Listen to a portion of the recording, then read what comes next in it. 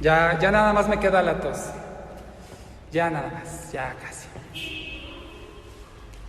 Hemos estado viendo los conceptos de la doctrina básica desde que iniciamos hace un par de meses, y hoy el tema que le quiero compartir, la semana pasada vimos a Dios como Padre, hoy vamos a ver Dios el Hijo.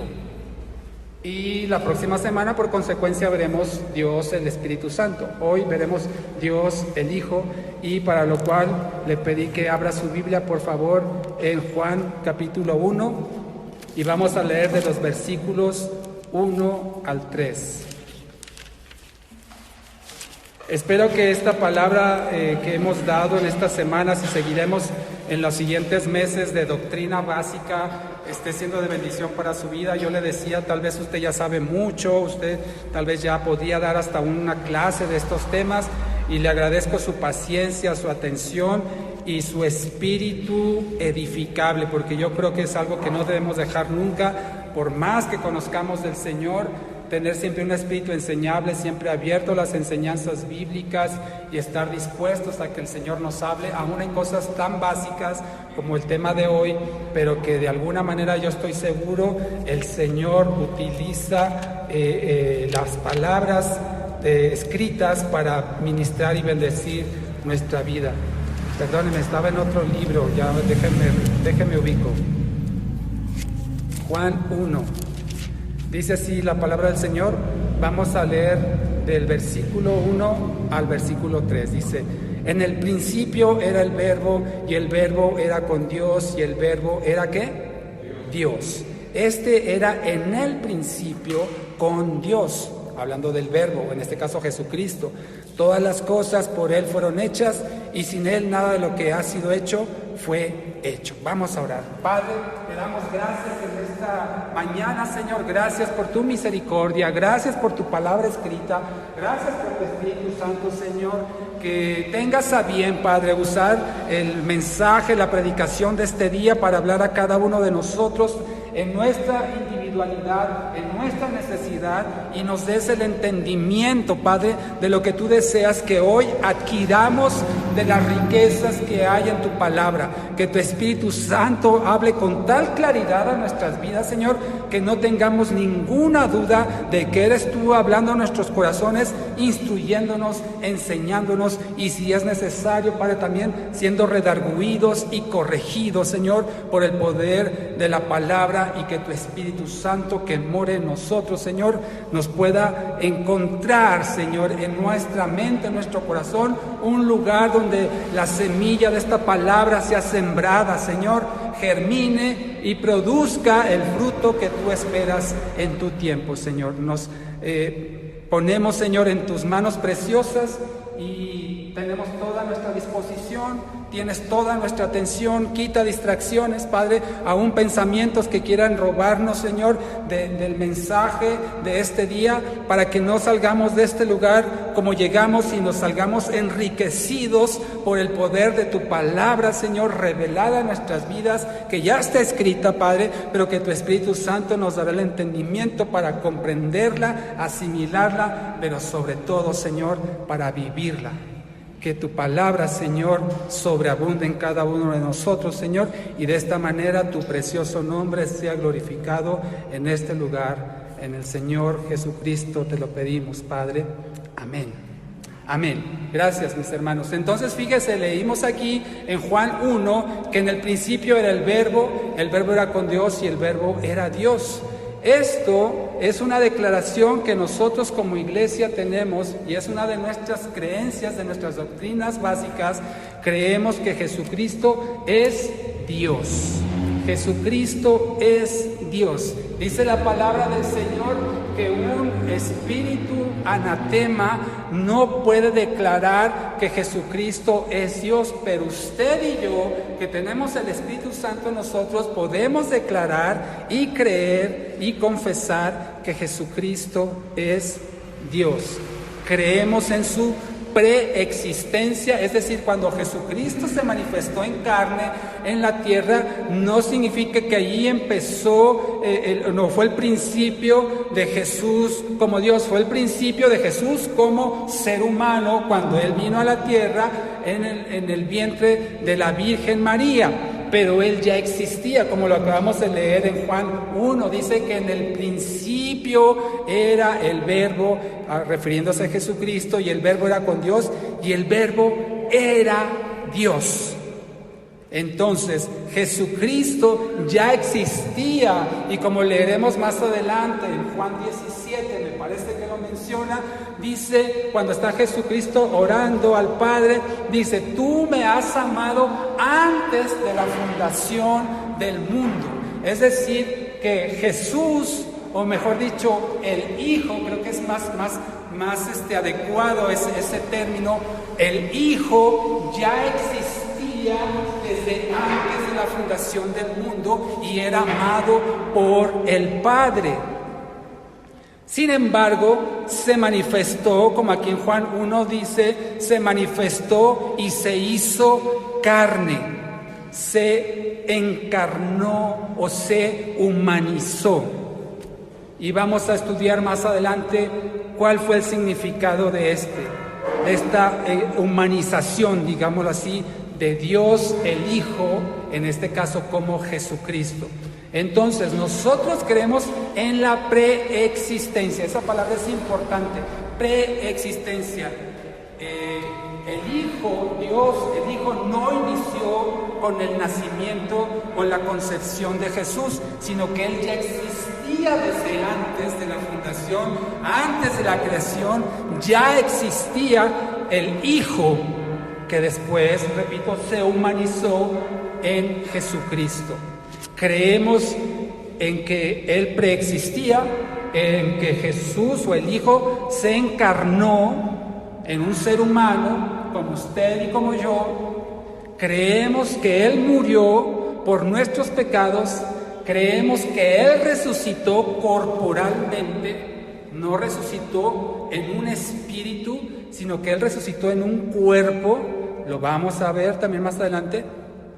Creemos que ahora está a la diestra del Padre, sí, en el cielo, gobernando, intercediendo por nosotros, y creemos que Él va a regresar por su pueblo. Esta frase que le acabo de decir es un resumen muy breve de lo que creemos en Jesús. Él ya existía desde antes de la fundación del mundo, se encarnó, se humanizó en Jesucristo. Creemos que Él murió por nuestros pecados, que Él resucitó en un cuerpo y que Él ahora está a la diestra del Padre, esperando el tiempo de su regreso para venir por su pueblo y juzgar a la humanidad. Creemos que Jesucristo, Jesús, el que encontramos en los evangelios, es Dios, pero al mismo tiempo creemos que Él es hombre, que Él es un ser humano, como usted y como yo, repito, con un cuerpo físico, con órganos físicos, con un alma, con emociones, con espíritu, pero al mismo tiempo Él es Dios. Él nació de una virgen quien concibió del Espíritu Santo. Es decir, la Virgen no, en este caso María, no proveyó más que, digamos, el alimento que necesita un embrión, un bebé, para ser formado, crecer y nacer. No aportó un óvulo ni de ninguna manera, sino que fue de alguna manera por el Espíritu Santo puesto Jesucristo en el vientre de María, ya como un ser vivo. Por eso no concibió de un hombre ni de una mujer, no concibió por voluntad humana, sino que fue concebido por la voluntad de Dios. En la Biblia encontramos muchísimos pasajes acerca de la humanidad de Cristo, pero al mismo tiempo de la divinidad de Cristo. Yo creo que aquí conocemos muchos pasajes donde podemos dar testimonio de que Jesús era tanto humano, 100% cabal y completamente un ser humano, pero al mismo tiempo era Dios, un ser divino. Y la Biblia, especialmente en los evangelios, nos da mucho testimonio de estas dos naturalezas, digámoslo así, la humana y la divina, que residían en Jesucristo. Jesucristo, como lo leímos ahorita en Juan 1, perdóneme, que dice, se refiere a él como el verbo se le expresa de esta manera porque denota acción, denota actividad. Dice la palabra del Señor que aquí mismo en Juan 1, en el versículo 14, dice, y aquel verbo, Juan 1:14, y aquel verbo fue hecho carne, se encarnó, ¿sí? Y habitó entre nosotros. Y en este caso Juan, como testigo, dice, y vimos su gloria, gloria como del unigénito del Padre. Unigénito quiere decir que de un solo gen. No fue de un gen de hombre, de un gen de mujer, como normalmente ocurre en forma natural en los seres humanos, sino que fue de un gen, en este caso de Dios, lleno de gracia y de verdad. Amén. Lleno de gracia y de verdad. Vaya conmigo rápidamente a Colosenses 1 para redondear este tema de que Jesús es Dios y es humano al mismo tiempo. Colosenses está delante de Filipenses. Va a decir, ay hermano, me deja igual. Antes de Tesalonicenses y todo lo que termina en enses, bueno, en la C de eso, Colosenses 1:15. Vamos a leer qué dice la Biblia. Y esta es una forma como la palabra describe y nos da luz, nos da entendimiento de Jesucristo. ¿Qué era Jesucristo? ¿Quién era? O quién es, mejor dicho, porque Él está vivo. Colosenses 1:15 dice, Él es la imagen del Dios invisible, el primogénito de toda creación. Él es la imagen del Dios que invisible. La semana pasada y la anterior a la pasada estuvimos hablando acerca de que a Dios nadie lo ha visto y nadie lo puede ver porque morirá. Así dice la palabra del Señor, dice que Él habita en la luz inaccesible. Dios en su esencia, en todo su poderío, es inaccesible al ser humano y nadie lo puede ver. ¿Sí? Nadie lo ha visto y ha vivido. Pero aquí en Colosenses 1:15, Jesucristo dice que es la imagen del Dios invisible. ¿Qué significa esto? Que ese Dios, el Padre, invisible a nuestros ojos, porque Él es espíritu, Él no tiene un cuerpo y no le podemos ver, se encarnó o se humanizó en Jesucristo, y ahora a través de Jesucristo nosotros tenemos una imagen visible, tangible, palpable de un Dios invisible al que no podemos ver. Entonces, esto es importantísimo que lo entendamos, que Jesucristo es Dios, es un reflejo del Dios invisible, es una imagen del Dios invisible. Eso es lo que es Jesucristo. Vamos a hablar ahora. ¿Estamos claros entonces? Jesucristo es Dios. Eso es lo que usted y yo tenemos que creer y confesar y declarar, que Jesucristo es Dios. No es un profeta, no es una persona que vino, hizo algo y murió, sino que es alguien, en este caso Dios mismo, que se humanizó, o como dice la palabra, se encarnó y nos mostró al Padre. Cuando usted y yo queremos conocer cómo es el Padre, cómo es su corazón, cuál es su forma de pensar, cuál es su forma de actuar, cuáles son Decíamos la semana pasada las características del carácter moral del Padre. Tenemos que ver entonces a Jesucristo. En Jesucristo usted y yo podemos encontrar cómo es Dios, cómo piensa, cómo siente, cómo actúa. Eso lo podemos encontrar usted y yo en Jesucristo. Y ahora usted y yo, que tenemos el Espíritu Santo, que es Dios mismo en nosotros, eso lo estaremos estudiando la próxima semana. Ahora nosotros también tenemos que ser un reflejo de ese carácter, de esos atributos morales que podemos ver en Jesucristo. Porque el Espíritu Santo que moraba en Jesucristo, aún siendo Dios, también mora en nosotros seres humanos, y por lo tanto usted y yo tenemos al alcance, no por nuestras fuerzas, sino por el Espíritu que habita en nosotros, tenemos al alcance el poder representar el carácter moral de Dios en esta tierra. Y así como Jesucristo es la imagen del Dios invisible, usted y yo tendríamos, y lo digo así, tendríamos que ser una imagen del Dios invisible, con sus atributos morales, con su carácter. Vamos a ver ahora entonces dónde estaba Jesús antes de la fundación del mundo. Regrese conmigo, por favor, a Juan 1, donde empezamos esta tarde.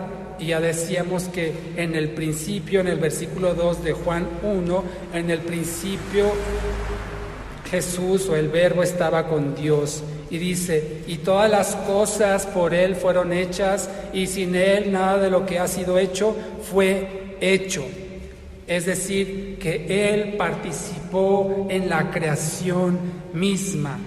Él fue parte de la creación, Él fue el creador mismo, y por eso Él habitaba antes de que las cosas fueran hechas. Y fíjese, dice ahí en el versículo 3, que todas las cosas fueron hechas ¿por quién? Por Jesús, por Él fueron hechas, y sin Él nada de lo que ha sido hecho fue hecho. Él lo hizo.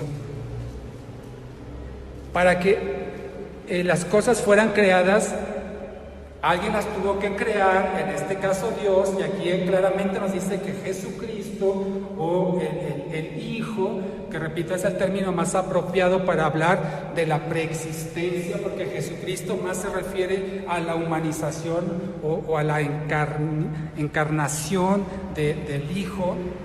Entonces el Hijo existía antes de que las cosas fueran hechas. De hecho, Él las hizo. Jesús participó en la creación. Él fue quien hizo las cosas según Juan 1:3. Por Él fueron hechas. Es obvio pensar entonces que Él ya existía desde antes de la creación, y Él fue el creador junto con el Padre, junto con el Espíritu Santo, de todas las cosas, tanto las visibles como las invisibles, porque a Dios nadie lo ha creado, sino que Él es el creador de todas las cosas que existen. Vaya conmigo más adelantito en Juan 17, como le mencionaba hace unos minutos. En Juan 17 habla también de esta, digamos, preexistencia del Hijo existiendo antes de encarnarse humanamente en Jesús. Juan 17, versículo 24.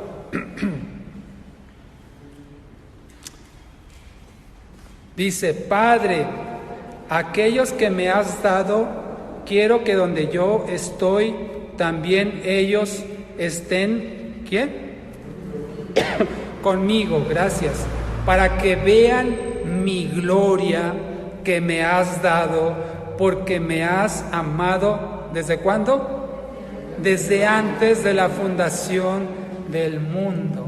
El Padre amaba al Hijo, y lo sigue amando, por supuesto, pero lo amaba desde antes de la fundación del mundo. Hablábamos en la semana y a través de las reflexiones que le mando por WhatsApp, aquí está denotando cómo hay dos personas, el Padre y el Hijo, que se amaban desde antes de la fundación del mundo. Por eso nosotros creemos y sostenemos que aunque es un solo Dios, hay tres personas, el Padre, el Hijo y el Espíritu Santo, y que el día de hoy estamos tratando esta segunda persona de la divinidad, conocido como el Hijo, y repito una vez más que vino a la tierra en forma humana en Jesucristo. Entonces, Él ya existía desde antes de que las cosas fueran creadas. Ahora bien, ¿dónde estaba Jesucristo antes? O mejor dicho, ¿dónde estaba el Hijo antes de humanizarse en Jesucristo? Vaya conmigo aquí también en Juan 3. La Biblia no nos deja lugar a dudas de la preexistencia de Jesús, de su encarnación, pero solamente le quiero dar algunos versículos clave por aquello de que se me olvidó y dónde estaba, dónde dice. Espero que aquí lo podamos entender.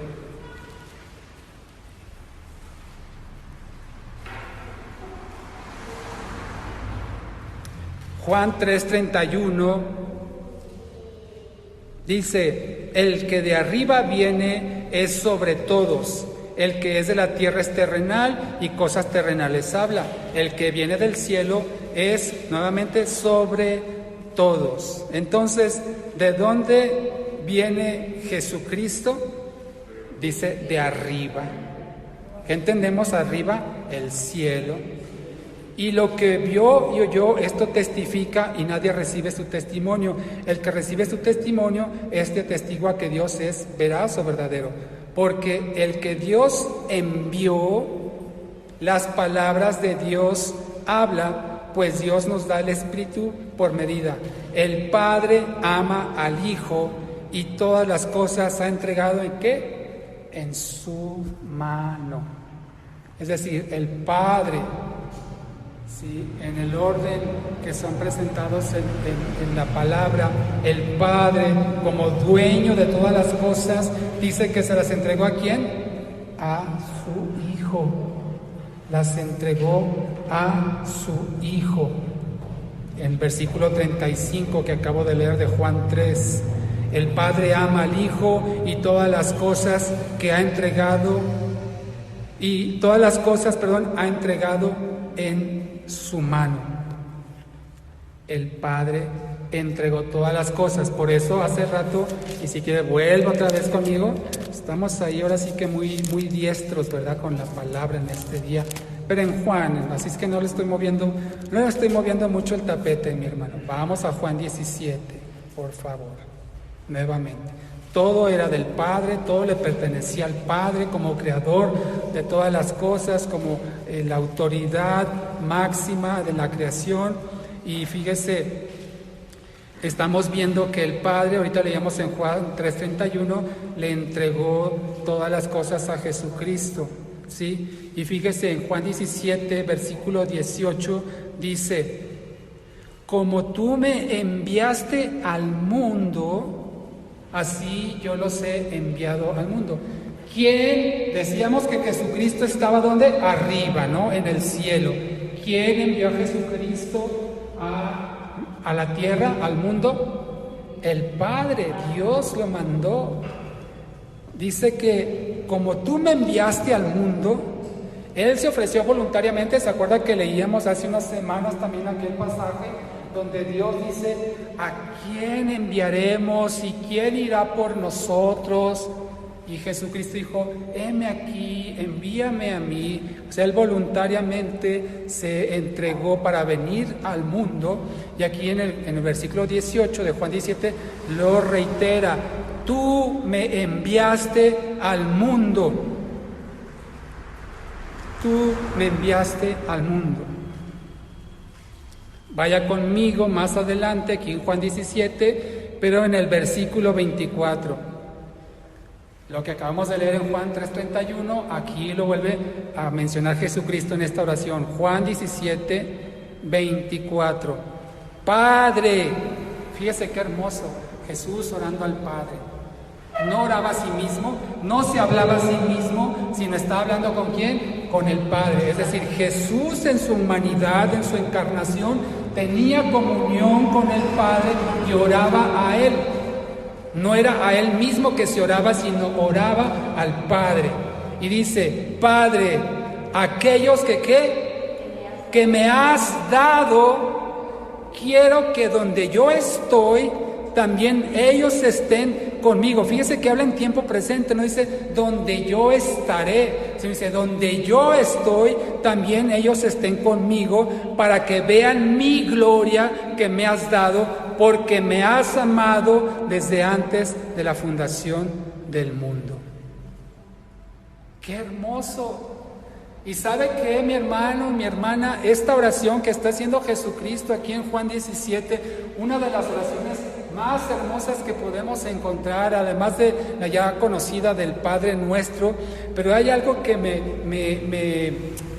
bendice mucho en esta oración en particular, porque Jesucristo está orando no solamente por sus discípulos que están ahí con Él en esta situación terrenal, sino que también está orando por usted y está orando por mí, por usted, por usted, por usted, por usted. Dios Jesucristo intercediendo. ¿Usted cree, dígame, lo mucho o poco que conozcamos de Jesús, usted cree que una oración de Jesús va a tener respuesta del Padre? Obvio, por supuesto, porque Él era perfecto, Él era santo, y dice la palabra del Señor que la oración eficaz del justo, que puede mucho. Si Dios, fíjese, si Dios contesta su oración, ¿le ha contestado alguna oración del Señor? Sí, gloria a Dios, ¿verdad? Si no, imagínese. Nos ha contestado oraciones, aún con nuestras debilidades, aún con nuestras fallas, con nuestra pecaminosidad, con todo el estuche de monerías que usted se conoce y que Dios conoce. Aún con eso, Dios contesta nuestras oraciones por su misericordia, por su amor infinito, por su gracia, no porque lo merezcamos, no por guapos. Sí ayuda a veces, pero no en esto, hermano. No por hermosas, lo son, pero no es para esto. Ahora imagínese a un ser humano perfecto como Jesús, que tenía constante comunión con el Padre, que vivía en santidad, que no se había contaminado, que no pecó. ¿Usted cree que le va a contestar una oración el Padre? Por supuesto que sí, por supuesto. Ahora vea, ¿dónde usted y yo estamos incluidos en esta oración de Juan 17? Dice en el versículo 20.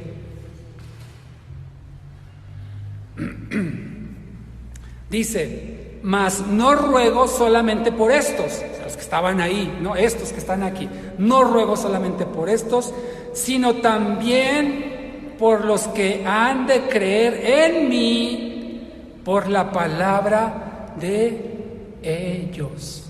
Es decir, la palabra de estos o de ellos, los que están aquí, Padre, orando a Jesús, yo te pido no solamente por estos, por ellos, sino por aquellos que van a creer por la palabra de estos, de ellos. Es decir, esta palabra que está aquí escrita, que a través de estos o las personas que estaban en ese momento ahí, algunos de ellos escribieron esta palabra por inspiración del Espíritu Santo. Usted y yo hemos creído en Jesucristo por la palabra de Dios y por el Espíritu Santo que nos da el entendimiento. Y entonces aquí en el versículo 20 Jesucristo dice, no solamente por ellos, sino también por los que han de creer en mí por esta palabra de ellos. No solamente por estos, sino por aquellos que el 29 de agosto del 2021 están reunidos en el Centro Cristiano Bíblico.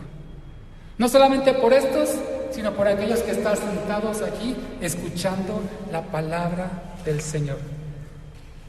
Ruego, dice el Señor Jesucristo en el versículo 20, ruego por estos y los que han de creer en mí por la palabra de ellos. ¿Sabe entonces, hermano, quién está incluido en esa oración? ¿Quién está incluida? Usted.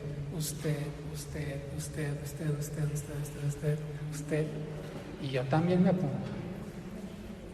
Jesucristo intercediendo por mí. Hermano, y no es algo que sucedió en ese momento y se acabó. Dice la palabra del Señor, como veremos más adelante, que Él está intercediendo ante el Padre por nosotros. Él está orando, Él está conversando con el Padre, Él está ahí junto a Él, diciendo, bendice a Sandra, bendice a Cris, bendice a cada uno de nosotros. Él está ahí con el Padre intercediendo. Por eso, hermano, tenemos que saber a quién recurrir. La palabra de Dios dice que si usted y yo pecamos, que si usted y yo fallamos, dice que abogado tenemos para con el Padre, tenemos un defensor. Y la palabra dice a Jesucristo el Hijo. No necesitamos ir con otras, no necesitamos buscar otro medio, sino a través de Jesucristo tenemos que un abogado que nos defiende, que intercede y que ruega al Padre por nosotros. Repito la pregunta: ¿usted cree que Dios le va a negar algo al Hijo? Absolutamente no, absolutamente. Así es que confiemos, hermano, que en la situación difícil, en los problemas, en la escasez, en la enfermedad, en lo que estemos padeciendo o vayamos a padecer, Jesucristo está intercediendo por nosotros, está rogando al Padre por nosotros. Imagínense entonces, hermano, en quién están depositadas nuestras vidas, en quién está depositada nuestra esperanza y nuestra confianza. En Jesucristo, nuestro Señor y Salvador. Qué hermoso. Enmárquelo ahí ese versículo, hermano, el versículo 20 de Juan 17, porque es una oración presente, es una oración activa, es una oración que está vigente, que no ha cesado su efectividad, y Él sigue rogando, Él sigue intercediendo, Él sigue clamando por nosotros ante el Padre. Aleluya. Ahí en ese momento, cuando Él empieza esas palabras, me tenía en su mente, en su conocimiento divino. Él sabía, ahí está Hugo en esta oración. Es más, si quiere, póngale ahí su nombre. Mas no ruego solamente por estos, sino también póngale ahí su nombre, porque ha de creer en mí por la palabra de ellos. Gloria a Dios. Bien, entonces hemos establecido el principio, y espero haya quedado claro, de que Jesús, otra vez, discúlpeme, que el Hijo ya existía desde antes de la fundación del mundo, antes de la creación, ya existía el Hijo y se encarnó o se humanizó. Mateo 1:23, vaya conmigo por favor. Mateo 1:23, el Hijo ya existía desde antes de la creación, pero se materializó, se humanizó o se encarnó en una persona. Mateo 1:23 dice: he aquí una virgen concebirá y dará a luz un hijo y llamarás su nombre Emmanuel. Está aquí citando Mateo un pasaje de Isaías. Si usted tiene ahí referencia bíblica, es Isaías 7:14, donde fue dada esta profecía, y aquí está cumpliéndose la promesa y la palabra de Dios. Mateo 1:23 hace referencia a Isaías 7:14. He aquí una virgen concebirá y dará a luz un hijo, y llamarás su nombre Emmanuel, que traducido es Dios con nosotros. Aleluya. Dios descendió del cielo, como hemos visto, y se humanizó en Jesús. Se encarnó y habitó terrenalmente entre nosotros.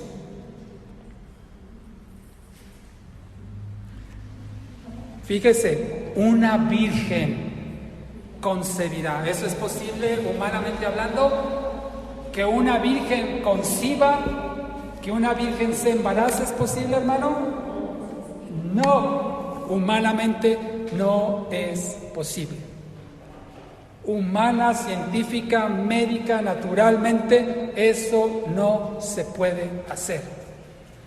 Sin embargo, por la intervención divina, en este caso del Espíritu Santo, la Virgen concibió y tuvo un hijo, en este caso Jesús. Versículo 21, aquí mismo en Mateo 1, versículo 21 dice: y dará a luz un hijo y llamará su nombre Jesús. Esto es, Jesús significa Salvador o Dios salva. El hebreo original, Yeshua, es significado de Dios salva, Dios provee la salvación. Dice, porque Él salvará a su pueblo de sus pecados. Aleluya. Entonces, aquí se cumple una profecía que había sido dictada cientos de años en el pasado. No tengo el número exacto, pero creo que 700 años, según recuerdo. Fue profetizado que un Salvador vendría y nacería de una virgen, y dijo el lugar, dijo el tiempo. Es decir, que en el Antiguo Testamento encontramos muchas referencias de esto que iba a acontecer. De hecho, se han contabilizado más de 300 profecías escritas en la Biblia donde ya se estaba profetizado que esto iba a acontecer. No solamente el nacimiento virginal, sino aún gran parte de la vida del ministerio de Jesucristo, aún su muerte y su resurrección, ya estaba profetizado en la Biblia, y encontramos más de 300 referencias en el Antiguo Testamento. Por eso resulta a veces increíble cómo, bueno, no increíble, hay una explicación, pero resulta a veces difícil de poder entender cómo los sabios de ese tiempo, del tiempo de Jesús, que conocían las Escrituras, que conocían la palabra, que conocían la Torá, los salmos, los profetas, las leyes, lo conocían a la perfección, no pudieron ver en Jesucristo el cumplimiento de esas más de 300 profecías. Y no es que no lo hayan podido ver, no lo quisieron ver, no quisieron entenderlo, porque les vino a echar abajo su sistema religioso, que estaba basado en acciones, en obras, más que en la fe. Imagínense, alguna vez escuché esto, hermano, y ahora a la luz de la palabra, el entendimiento que Dios me ha dado, ya no sé si es un buen testimonio, pero lo voy a usar a manera de ejemplo de cómo las cosas pueden suceder cuando algo rompe con esquemas religiosos y inclusive podría ser hasta con negocios que pueden resultar muy jugosos en la fe. Yo conozco de un caso, le voy a poner pausa aquí. Cuando Jesucristo vino a la tierra, destrozó por completo el sistema religioso que había en ese momento, y por eso los fariseos, los publicanos, los escribas, los sacerdotes estuvieron en contra de lo que Jesús hacía. Y aunque tenían el testimonio de las Escrituras, en el Antiguo Testamento estaba claramente profetizado lo que iba a suceder, ellos no quisieron aceptarlo. ¿Por qué? Porque iba en contra de su sistema religioso.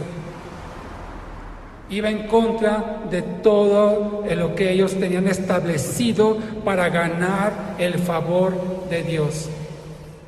Vaya conmigo, por favor, a Juan 10 para hablar de esto en la Biblia. Cómo vino Jesús. Sí esperaban un Mesías, sí esperaban un Redentor, sí esperaban un Salvador. Y cuando apareció, aquí está. Pero como vieron el carácter de Jesucristo contrario a lo que ellos esperaban, ¿qué es lo que esperaban los religiosos? Que Jesucristo viniera y respaldara su sistema religioso, su sistema de doctrina equivocada, su sistema de salvación por obras. Y cuando Jesucristo vino y fue todo lo contrario a lo que ellos esperaban, pues no estuvieron de acuerdo con él al grado que querían matarlo.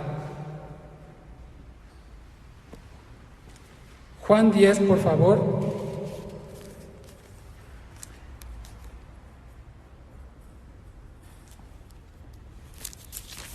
Espérenme, me quedé atrás. Juan 10:30.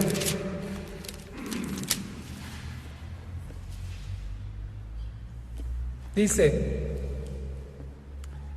yo y el Padre, ¿qué? Uno somos.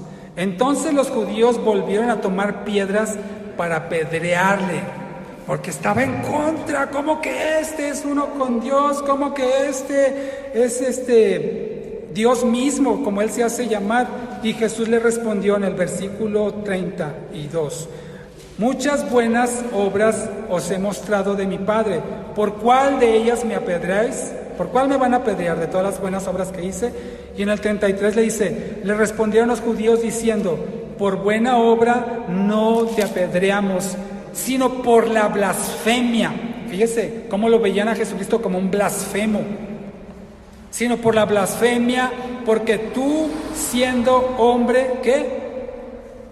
Te haces Dios. Sino porque tú, siendo hombre, esa era la acusación, te haces Dios.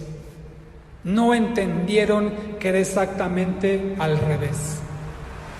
Para ellos era un hombre, inclusive era el hijo de la fornicación, era un hombre. Dicen: ¿cómo tú, siendo hombre, te haces Dios? Como le digo, fue exactamente al revés. Es decir, Dios se hizo hombre. Dios se hizo hombre en Jesús. Vaya conmigo para hablar de esto en Filipenses 2, por favor. Filipenses 2.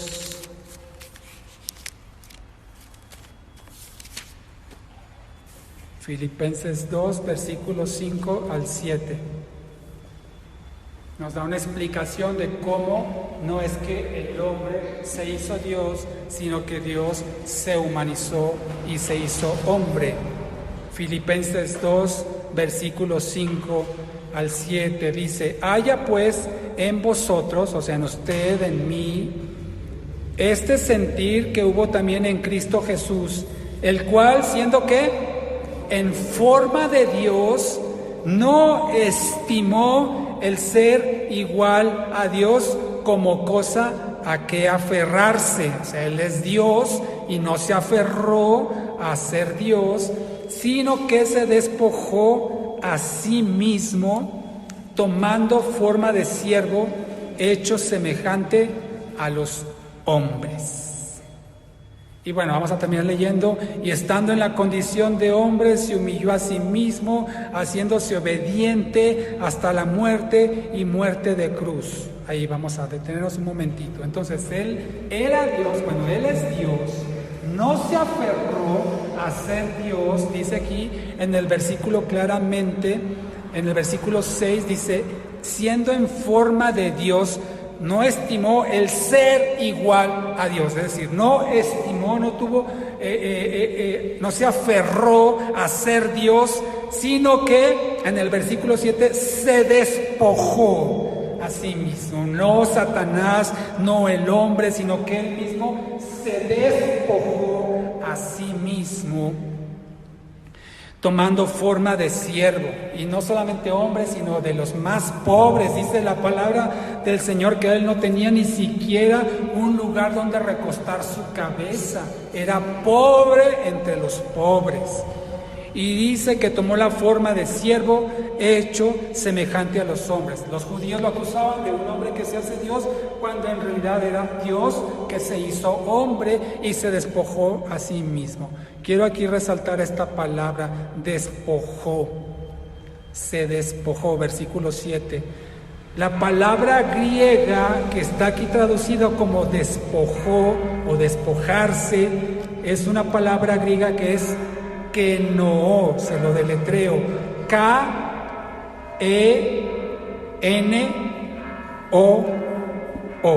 K-E-N-O-O, kenoo. Aquí está traducido al español como despojarse. ¿Qué significa o cuáles son otros de los significados de esta palabra griega kenoo? Significa vaciarse, significa anularse, invalidarse, dejar sin efecto, autolimitarse, los repito. No solamente significa despojarse, dice que él a sí mismo lo hizo, ¿verdad? Sino significa también vaciarse, anularse, o sea, él mismo se vació o él mismo se anuló, invalidarse, él mismo se invalidó, dejar sin efecto o él mismo se dejó sin efecto, o significa autolimitarse. Entonces, Jesús, o en este caso Dios el Hijo, cuando se humanizó, hizo todo esto de sí mismo. Se contuvo, se limitó, se despojó, se vació, dejó sin efecto. Por eso en muchas partes usted puede encontrar a Jesucristo diciendo: yo hago la voluntad ¿de quién? Del Padre. Yo hago lo que el Padre me indica. Y por eso oraba al Padre, y por eso buscaba tener comunión con el Padre, porque él a sí mismo se limitó, no perdió su divinidad, no dejó de ser Dios, pero se contuvo, se limitó. E inclusive en algunos pasajes en la Biblia, cuando le preguntan: ¿cuándo van a acontecer estas cosas, Señor? ¿Cuándo va a ser tu regreso? Todo cuando habla en Mateo 24, y él dice: el tiempo y las sazones no las conocen ni los ángeles, ni el Hijo, sino solamente ¿quién? El Padre. Fíjese, él mismo limitó su conocimiento y se despojó, se humilló y se hizo como nosotros. Por eso no todo le era conocido, no todo le era no todo le era revelado. Tenía autolimitación, porque era tan humano como usted y como yo. ¿Puede entender eso, hermano? Lo que Jesucristo hizo. Y yo preguntaría: ¿seríamos capaces de hacer lo mismo? ¿Usted sería capaz de hacer lo que hizo Jesús? Porque aquí lo leímos en Filipenses, ¿verdad? En el versículo 5, Filipenses 2 dice: haya pues en ustedes, en mí, este sentir que hubo en Jesucristo, que se despojó de sí mismo, también esté en ustedes. ¿Se imagina, hermano, que usted le diga: a ver, un ejemplo, que Dios le diga: mira, vas a ir, no sé, vas a ir a tal lugar, vas a entrar ahí, vas a hablarles de mi palabra, vas a predicarles del Evangelio, vas a hablarles de Cristo, pero ¿qué crees? Te van a dar una golpiza, te van a zarandear, te van a surtir ahí, te van a dejar por muerto.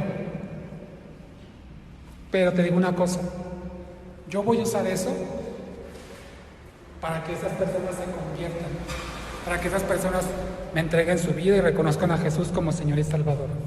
Pero te va a ir, vas a perder hasta los dientes, te van a dar una arrastriza, en términos toluqueños. Pregúntole, ¿iríamos, hermanos? iríamos sabiendo cómo nos va a ir.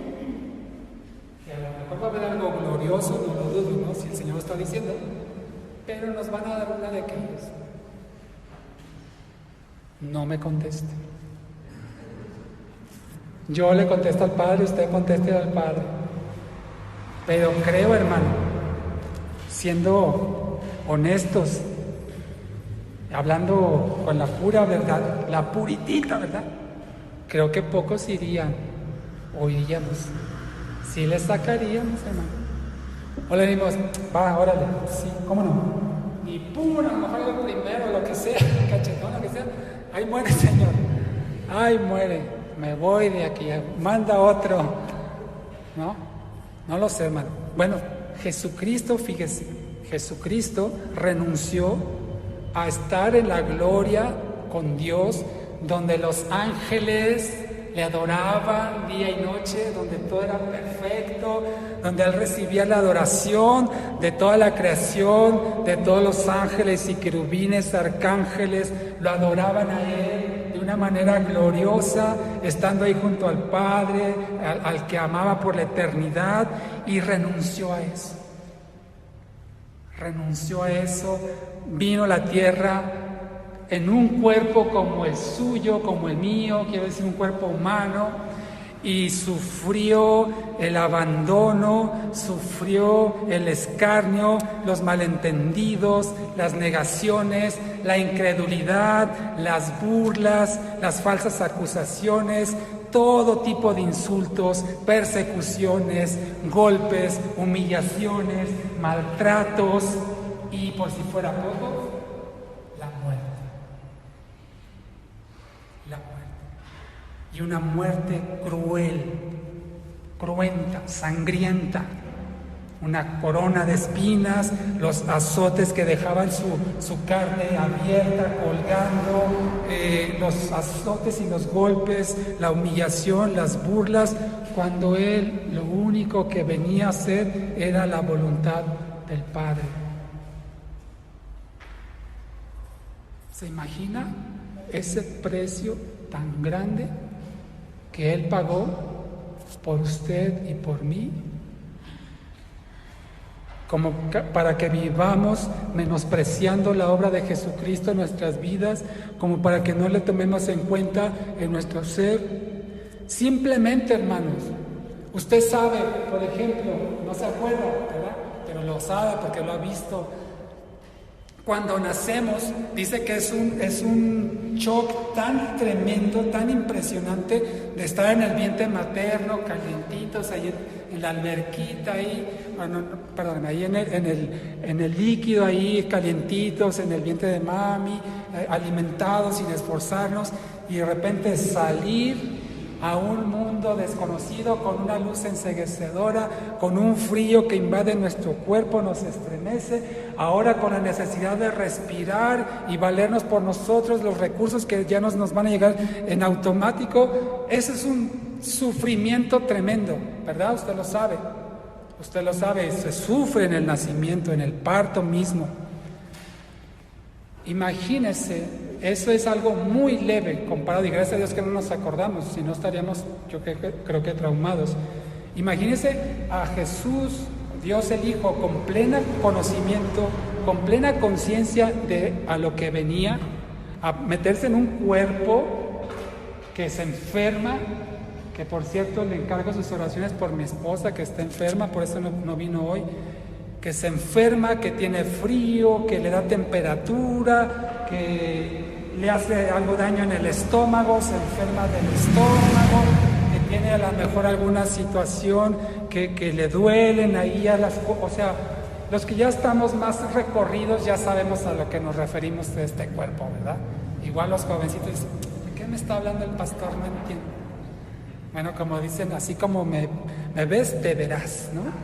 Ya me rechina la pierna, ya no me puedo bajar por aquí, tengo que bajar por las escaleras, hermano. ¿Usted cree que aquí me arriesgo a que se me rompa un hueso? Entonces, imagínese despojarse de esa posición gloriosa que tenía junto al Padre y venir a meterse a un cuerpo con todos estos achaques, estos problemas, estos sufrimientos, más los que ya les describí.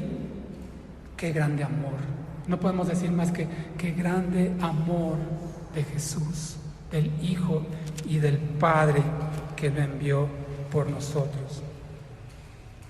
Un punto más de este proceso terrenal. Génesis 3:15. Rápidamente, ya lo conocemos, seguramente hasta de memoria, pero lo quiero leer para que quede en el acta que está en la Biblia lo que le voy a decir. Génesis 3:15 dice, en este caso, cuando Dios empezó a emitir el juicio a la mujer, a Adán y a la serpiente, ¿verdad? Por su pecado, por su falta, en el versículo 15 de Génesis 3 dice, y pondré enemistad entre ti, está hablando a la serpiente, y pondré enemistad entre ti y la mujer, y entre tu simiente, o sea, la descendencia de la serpiente, y la simiente o la descendencia de la mujer. Dice, o sea, la descendencia de la mujer, te va a herir en la cabeza, es decir, te va a destruir, ¿no? Es aquí, se dice que esta es la primera profecía en la Biblia acerca de Jesucristo y de la obra redentora, destruyendo para siempre el poder de la muerte y del pecado. Dice, esta te herirá en la cabeza y tú, o la simiente o la descendencia de la serpiente, le herirás en el calcañar. ¿Cierto? ¿Así dice su Biblia? Sí, ¿verdad? La mía también. Dice, entonces, la descendencia de la mujer te va a herir en la cabeza, te va a machacar, te va a destruir, pero tú le vas a alcanzar a herir en el calcañar. Esta profecía de Génesis 3:15, vaya ahora conmigo de regreso al Nuevo Testamento, en Lucas 24, y vamos a ver dónde tiene cumplimiento esta profecía de Génesis 3:15. Vamos entonces a Lucas 24, por favor. Lucas 24, por los que no hablan español. Sí, ¿verdad? Pues, y entonces no han entendido nada. Lucas 24. Ya voy en el 15. Ya está. Es el último capítulo, de hecho, de Lucas. Lucas 24, versículo 39, dice... Aquí ya cuando Jesucristo resucitó y se presentó a sus discípulos, dice, mirad mis manos y mis pies, que yo mismo soy, palpad y ved, porque un espíritu no tiene carne ni huesos, como veis que yo tengo. Es decir, aquí podemos concluir que Jesucristo resucitó corporalmente. Tenía carne, o mejor dicho, tiene carne y tiene huesos. No era un espíritu solamente, sino que en su cuerpo Él resucitó. Y diciendo esto les mostró las manos y los pies, es decir, que tenía la marca en las manos y en los pies, ¿de qué? De los clavos. O sea, su cuerpo resucitado tenía la marca de los clavos en sus manos y ¿en dónde? En sus pies. Se dice, paréntesis, se dice que la única obra humana que usted y yo vamos a ver en el cielo por la eternidad, porque dice que allá, o sea, todo lo terrenal se va a quedar, pero hay algo que sí va a prevalecer, digámoslo así, en la gloria eterna. La única obra humana que vamos a ver, eso se lo digo yo, no lo dice la Biblia. Si quiere no lo apunte, diga, pastor está loco, piense lo que quiera, pero se dice que la única obra humana que va a haber en el cielo por la eternidad son las marcas de los clavos en las manos, en los pies, la lanza en su costado. Dice que esas son las únicas obras humanas que van a trascender por la eternidad en el cielo y no son más que una muestra del amor infinito de Dios por la humanidad. Ahora, entonces le decía, ¿cómo se cumple Génesis 3:15 en Lucas 24 que acabamos de leer? porque dice que les mostró las marcas de los clavos donde fue traspasado, dice la palabra, y crucificado. Cuando leíamos en la profecía de Génesis 3:15, que dice que Él te herirá en la cabeza y tú le vas a herir en el calcañar. El calcañar es el talón. ¿Cómo va a ser esto? Entonces, ¿la serpiente le iba a morder el talón o cómo? ¿No? Significa que el talón, y era justo la posición donde enterraban los clavos para ser crucificados, atravesaba justamente el clavo, el talón. Nomás de imaginarlo hace algo espantoso, ¿no? O sea, imaginen, ponen aquí el pie, lo traspasan con una alcayata, un clavote, lo traspasan, cruza el talón, se entierra en la madera para que pueda ser sostenido en la crucifixión. Había dos formas, era con los pies separados, o sea, dos clavos, ¿verdad? O una sola, un pie sobre el otro, un solo clavo atravesando los dos talones para clavarlo en la cruz hasta que muriera.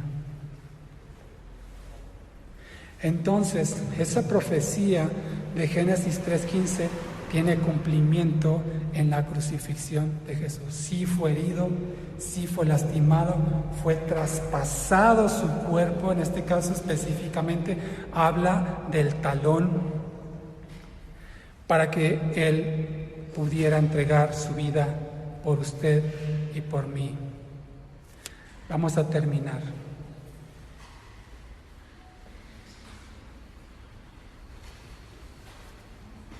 Un punto antes del cierre.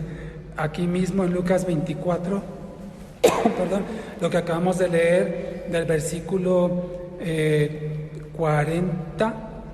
Bueno, vamos a continuar y vamos en el 40, discúlpeme. Lucas 24, 40, y diciendo esto les mostró las manos y los pies, ¿no? Ahí las marcas, las heridas. Y como todavía ellos de gozo no lo creían, pues imagínense, lo vieron morir, lo vieron desangrarse, lo vieron ser enterrado, lo vieron una piedra ahí sellando la tumba. Entonces el gozo que tenían los discípulos cuando lo vieron, no lo creían. Y claro, nunca había sucedido esto, que alguien muriera y que resucitara. Y estaban maravillados. Y entonces Jesús les dijo: ¿tienen aquí algo de comer? Entonces le dieron parte de un pez asado y un panal de miel. Si a alguien se le despierta el apetito, no es mi culpa, ahí está en la Biblia. Y él lo tomó y comió delante de ellos y les dijo: estas son las palabras que os hablé estando aún con vosotros, que era necesario que se cumpliese todo lo que está escrito de mí en la ley de Moisés, en los profetas y en los salmos. Y entonces les abrió el entendimiento para que comprendiesen las escrituras. Pero fíjese, algo que quiero destacar aquí, dice el versículo 43, y él lo tomó y, ¿qué dice? Comió. Entonces Jesucristo resucitó en un cuerpo físico, corporalmente. No resucitó un espíritu, no resucitó una nube ahí, no, resucitó corporalmente al grado, como aquí lo vemos en este versículo, que comió un pescado asado y un panal de miel. Esta es una imagen de lo que va a suceder con usted y conmigo. Vamos a resucitar. Si es que el Señor no llega antes que muramos, resucitaremos en un cuerpo físico. Un cuerpo resucitado, como la palabra de Dios dice, un cuerpo glorificado. Si algún día Dios nos concede, estudiaremos cómo va a ser ese cuerpo resucitado o glorificado. Seguramente no va a ser como el que ahorita tenemos, pero podemos ver como ejemplo a Jesús, que comió resucitado. Ahora sí, vamos al cierre. Entonces vimos su preexistencia, es muy vasto el tema, no alcanzaría. En el libro de Juan dice que son tantas las cosas que hizo Jesucristo que no bastarían todos los libros para redactar todas las obras del Señor Jesús, pero por eso estamos aquí, hermano. Domingo a domingo estaremos hablando de lo mismo, de la Biblia, de Dios, de Jesucristo, del Padre, del Espíritu Santo. Ese es el propósito por el cual nos congregamos, y es aprender más acerca de la vida de Jesús, porque como ya le mostré, tenemos usted y yo que ser un reflejo de su imagen, de sus atributos morales. Tenemos que manifestar el carácter de Cristo en nuestras vidas. ¿Y cómo vamos a lograrlo eso? Por medio del Espíritu Santo, pero también conociendo su palabra, entendiendo lo que está escrito, lo que la Biblia dice. Es lo que usted y yo vamos a aprender para saber, como lo decíamos hace unas semanas, ¿verdad?, en qué creer, ¿sí?, qué Dios espera de mí y cuál es la verdad. Las tres cosas que usted y yo buscamos, aspiramos a alcanzar: en qué creer, qué Dios espera de mí y cuál es la verdad. Y eso lo lograremos, lo digo, con la ayuda del Espíritu Santo y el estudio de la palabra. Entonces, vimos la preexistencia, la encarnación, la muerte y crucifixión, y vamos a ver ahora la parte final, la glorificación. ¿Dónde se encuentra en este momento Jesús? ¿Dónde está el Señor Jesucristo en este momento? Efesios 1:20. Efesios 1:20, ya estoy terminando. 3 versículos más y acabamos. Por hoy, porque le digo que este es un asunto, es un tema que nos va a tomar toda la vida estudiar, meditar, escudriñar, con el propósito, como dice el apóstol Pablo, y es algo que yo lo estoy experimentando ahora que el Señor me ha llamado a pastorear este lugar. Yo no lo había sentido así antes en todo mi tiempo, y ahora, entendiendo la responsabilidad que tengo como pastor de este lugar, lo empiezo a comprender. Además, soy hombre y por eso no entendía bien cuando se refiere la Biblia a dolores de parto, ¿verdad? Las mujeres yo creo que lo saben perfectamente, las que no han sido madres, si Dios les concede la maternidad, lo entenderán. Pero bueno, ese es otro asunto. Lo que le quiero decir es que estoy entendiendo lo que el apóstol Pablo en una de sus cartas dice: estoy sufriendo dolores de parto. Sé que no los sufriré como lo sufre una mujer, pero trato de entender un poco esto.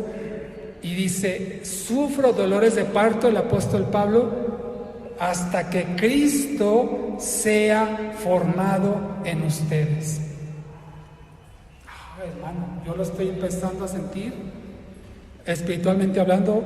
Es un dolor, es un clamor, es un derramamiento delante del Señor, orando por ustedes, intercediendo por ustedes, hasta que Cristo sea formado. Ese es mi trabajo, esa es mi labor, hablarles de la palabra como está escrita, como correctamente debe ser interpretada, para que Cristo sea formado en ustedes. Y fíjese, hermano, le confieso algo. Digo, ¿y dónde están los que a veces vienen y por qué no se llenan así? No debo preocuparme por eso. Yo entiendo que mi trabajo es hablarle con profundidad la palabra escrita, la palabra que ya está revelada, darle a usted el mensaje para que el Espíritu Santo le dé el entendimiento a usted, y ya el ancho, el largo, la extensión, eso ya es asunto de Dios. A mí lo que me preocupa, si somos como 15, que estemos bien cimentados en la palabra del Señor. Que si somos 150 o que si somos 1500, lo mismo, que estemos firmes en la palabra del Señor. Ese es mi trabajo. Los que Dios quiera añadir, si son 15, 150, 1500, ese no es mi trabajo. Ese es trabajo del Señor. Y por supuesto, con el testimonio suyo y el mío, compartiendo de esto a la gente de afuera, por supuesto que el Señor va a añadir más personas. Bueno, entonces le decía, ¿dónde se encuentra hoy el Señor Jesucristo? Efesios 1:20. Efesios 1:20 dice, hablando del poder de Dios, el poder de Dios, dice operó en Jesucristo, versículo 20 de Efesios 1, operó en Jesucristo resucitándole de los muertos y sentándole a su diestra en los lugares celestiales, sobre todo principado y autoridad y poder y señorío y sobre todo nombre que se nombra no solamente en este siglo, sino también en el venidero. Y sometió todas las cosas bajo sus pies y lo dio por cabeza sobre todas las cosas a la iglesia. Aleluya. Entonces, ¿dónde está Jesús ahora? A la diestra del Padre. Por eso cantábamos al principio, a la diestra del Padre gobierna Jesús. Dice que toda autoridad, todo principado, todo poder, todo señorío lo puso bajo su sometimiento. Dice específicamente bajo sus pies. Toda autoridad, todo poder le fue entregado a quién? A Jesucristo. Satanás no tiene ninguna autoridad si no le es delegada de parte de Dios. Él no tiene libertad para hacer lo que quiera, sino solamente lo que Dios le permite hacer. Porque todo poder, todo dominio, todo principado, toda potestad, todo señorío le pertenece a Jesús. Vamos a otro versículo. Romanos 8:34, ¿dónde está Jesús ahora? Ya vimos en Efesios 1:20 que está sentado a la diestra del Padre gobernando su iglesia principalmente. Romanos 8:34 nos da otra revelación de dónde se encuentra ahora Cristo Jesús. Romanos 8:34 dice, ¿quién es el que condenará? Cristo es el que murió, más aún el que también resucitó. Y ya vimos que resucitó corporalmente, en un cuerpo resucitado. El que además está a la diestra de Dios. ¿Dónde está entonces? A la diestra de Dios, a la diestra del Padre. El que también intercede por nosotros. Justo lo que le decía hace unos minutos, Él intercede, ahí está a la diestra del Padre intercediendo constantemente por nosotros. Por último, para terminar, vaya conmigo al Salmo 110, y esta es una profecía acerca de dónde se encuentra hoy Jesucristo. Salmo 110, por favor, y vamos a leer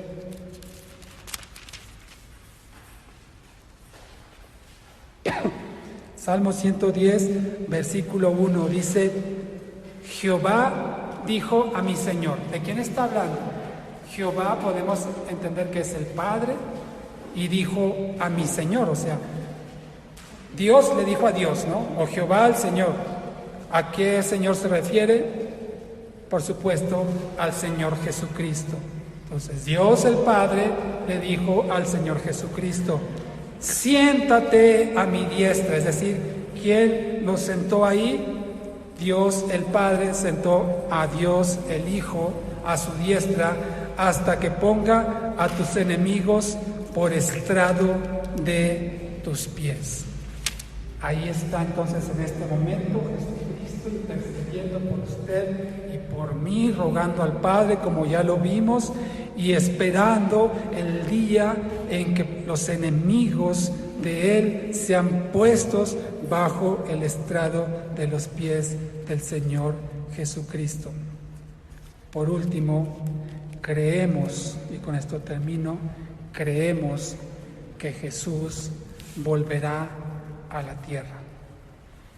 Vino como siervo, lo vimos, humillado al extremo, vino como un ser humano en la pobreza absoluta, todo lo que sufrió. Sin embargo, la palabra de Dios dice, y así lo creemos, que Él regresará por nosotros.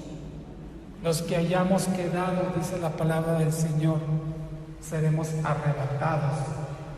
Los muertos en Cristo resucitarán primero, y los que hayamos quedado seremos arrebatados y seremos uno y estaremos para siempre con Él. Viene el Señor Jesucristo a juzgar la tierra, a acabar de una vez y por todas con todo el pecado, con Satanás, para arrojarlo al lago de fuego en lugar de tormento eterno, y todos aquellos que no reconocieron a Jesús como Señor y Salvador tristemente acompañarán a Satanás en este destino del tormento eterno.